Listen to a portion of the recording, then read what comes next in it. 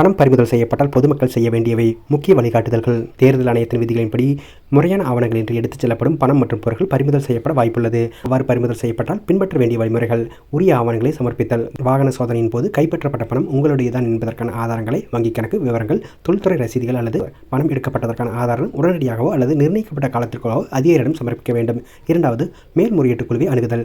பறிமுதல் செய்யப்பட்ட பணத்தை மீட்பதற்காக ஒவ்வொரு மாவட்டத்திலும் மாவட்ட வருவாய் அலுவலர் DRO தலைமையில் ஒரு மேல்முறையீட்டு குழு அமைக்கப்பட்டுள்ளது. பறிமுதல் செய்யப்பட்ட 24 மணி நேரத்திற்குள் அதற்கான ஆவணங்களுடன் இந்த குழுவை அணுகலாம். ஆவணங்கள் சரியாக இருக்கும் பட்சத்தில் எந்தவித தாமதமின்றி பணம் உடனடியாக விடுவிக்கப்படும். வணிகர்களுக்கான சிறப்பு அறிவுறுத்தல். சமீபத்தில் வணிகர் சங்கங்களின் கூட்டமைப்பினர் தலைமை தேர்தல் அதிகாரியை சந்தித்து கோரிக்கை விடுத்தனர். அதன் அடிப்படையில் வணிகர்கள் தங்கள் தொழில் நிமித்தமாக 5 லட்சம் வரை ரொக்கமாகவோ அல்லது பொருட்களாகவோ கொண்டு செல்லும் பொழுது முறையான ஆவணங்கள் வைத்திருக்க வேண்டும். தேவையில்லாமல் வணிகர்களை அலக்கழிக்கக்கூடாது என்றும், ஒரே இடத்தில் ஆவணங்களை சரிபார்ப்பது, பணத்தை ஒப்படைப்பது, வழிவகை செய்ய வேண்டும் என்றும் கோரிக்கை விடுக்கப்பட்டது. கவனத்தில் கொள்ள வேண்டிய விதிகள்: 50,000க்கு மேல் உரிய ஆவணங்கள் இன்றி 50,000க்கு மேல் ரொக்கம் கொண்டு செல்வது தவிர்க்கப்பட வேண்டும்.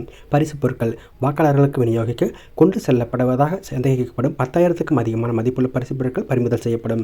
நிரப்பட ஆதாரம்: சோதனையின் போது அதிகாரிகள் வீடியோ பதிவு செய்வதை உறுதி செய்வார்கள். பொதுமக்கள் மற்றும் வணிகர்கள் உரிய ஆவணங்களை வைத்திருந்தால் அச்சப்பட தேவையில்லை. தேர்தல் ஆணையத்தின் நோக்கம் கருப்பு பணம் புழக்கத்தை தடுப்பதை தவிர சாமானியர்களை துன்புறுத்துவதல்ல என அர்ச்சனா பட்நாயக் தலைமை தேர்தல் அதிகாரி முக்கிய விளக்கங்களை அளித்துள்ளார்.